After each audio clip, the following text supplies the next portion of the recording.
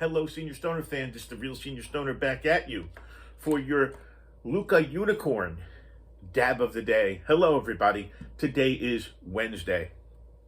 As always, if you find today's video enjoyable, please subscribe to the channel. Join the Senior Stoner family.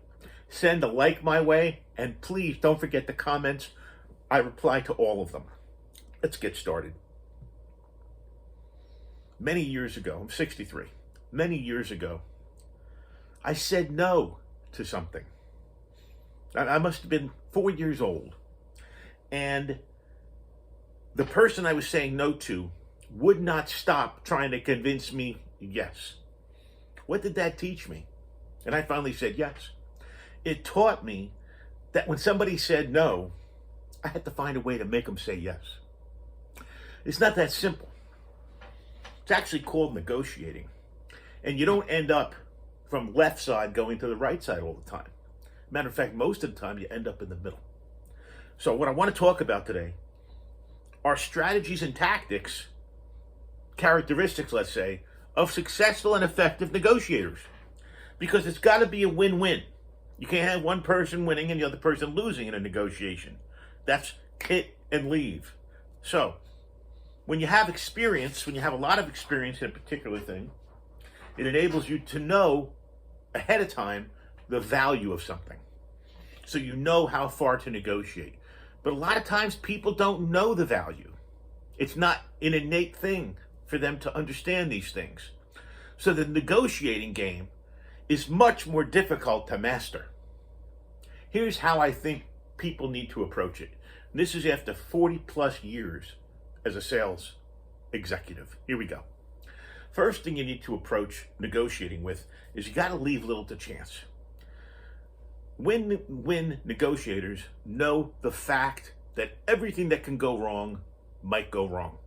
So negotiating is a process with a lot of moving parts, all of which are negotiable.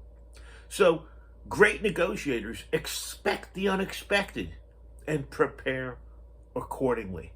They ask questions before they sit down at the table. Who am I negotiating with? Why are we negotiating? Where's the best place for it to take place? Is there a specific time frame for the negotiation? How will I manage the negotiation? Are there key issues inside the situation and outside influencing it? Well, do I have a prioritized list of potential concessions and trade-offs? How do I make this a win-win situation? How do I deal with a win-lose counterpart? How do I break a deadlock? You see, there's so much more. But the idea is that planning is critical to negotiation. You don't just show up, let's start negotiating. That's not what you want to do. You also need to be patient, persistent, and creative. That's right. The advantage always goes to the patient negotiator. Matter of fact, when I was a very young man, the language I heard was the first one that speaks loses. What do you think of that? Just to speak was a loss, because negotiation is a process and it takes time. Process means progress, but the progress comes in small bites, small pieces. So the impatient negotiator who lacks persistence leaves a lot of stuff on the table and makes costly mistakes. The most successful negotiators clearly are the most creative, because good solutions often come from patience, persistence, and the desire to innovate for a solution. Don't forget, some of the most difficult negotiations call for a tremendous amount of stamina. Think about it, how long some of the negotiations that you've heard of go. Negotiators have to listen, and listen. The most successful and effective negotiators spend a whole lot more time listening and asking questions than they do talking. You see, active listening techniques and a focused understanding is what's needed. Reflective listening even is important. You need to gain valuable information about your counterpart's positions and rationale. You see, the successful and effective negotiators realize that it's next to impossible to persuade the counterpart to adjust the point of view if they themselves don't understand it. You see, you don't even know what you're asking for. So you've got to show empathy. Think about it. You're on the opposite side, but to win, you got to show empathy. It's almost incredibly important, maybe the most important, because it gives a frame of reference, a point of view. Empathy builds rapport. It encourages information sharing and establishes mutual respect. So what it does is it truly moves the negotiation forward, even though you're not even seeing it happen. You've got to be sensitive to what are called nonverbal cues. Someone goes like this. Someone goes like this. Someone goes like this. You need to look at these things so that all the nonverbal cues that are happening matter. But you got to know what they're saying. So believe it or not, your eyes and your voice can provide valuable nonverbal information about both the relationship and emotional state of both parties.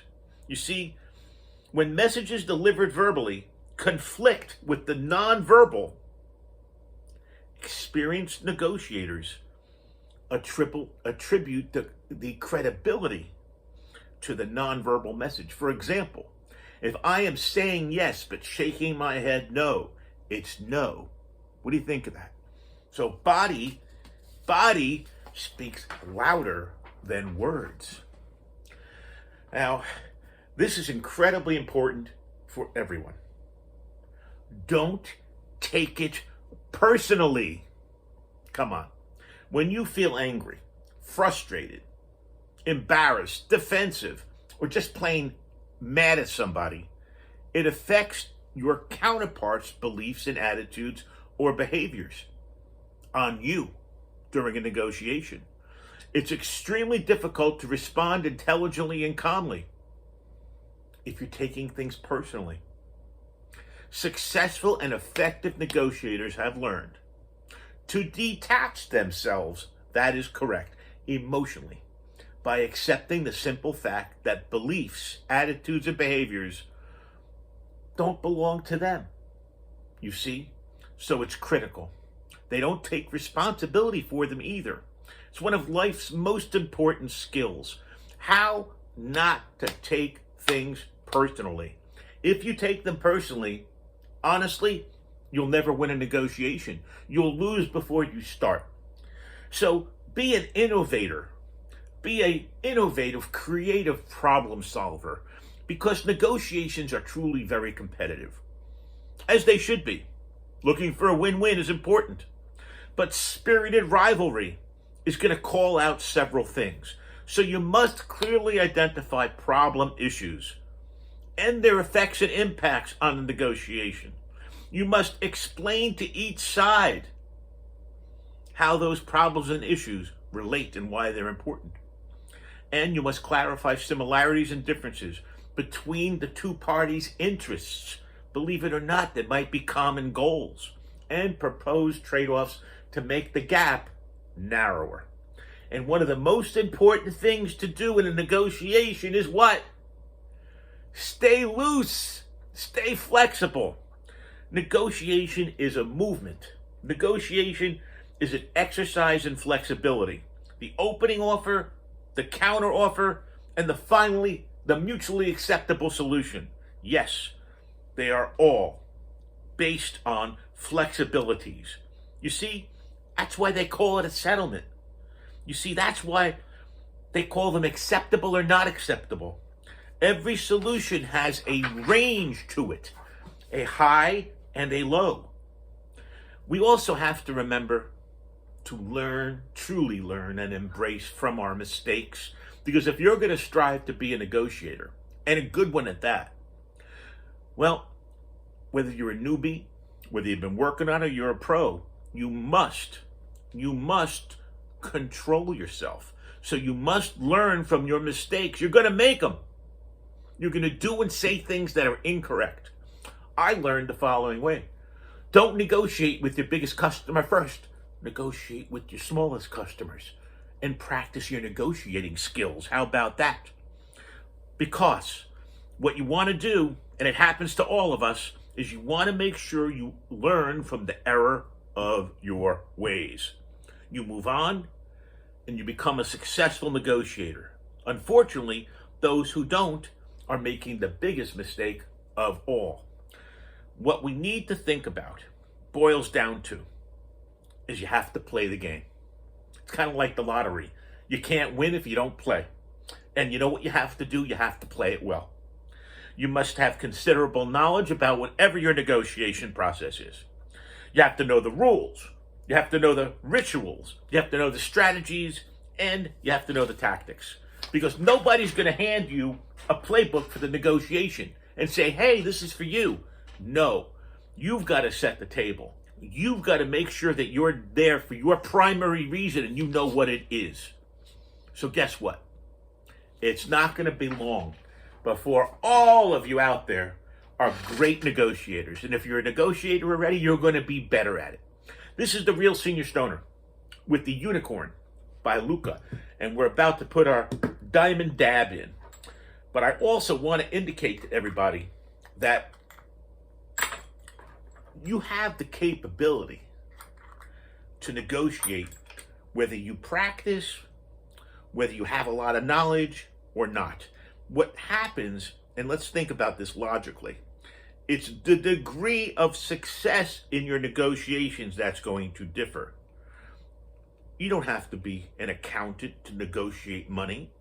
You've just got to understand what you're talking about. So, I hope you do learn how to negotiate like a master. As always, if you enjoyed today's video, please send some likes my way. Join Senior Stoner family. And send a comment because I reply to them all. Heck, I'll even help you negotiate. Thanks again for watching, everybody. This is The Unicorn by Lookah. Have a great Wednesday, everybody.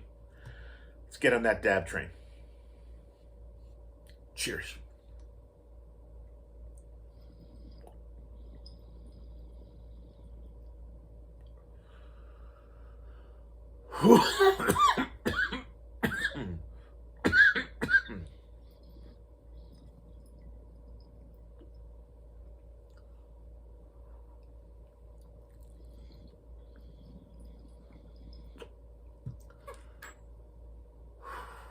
Cheers, everybody. Have a great day.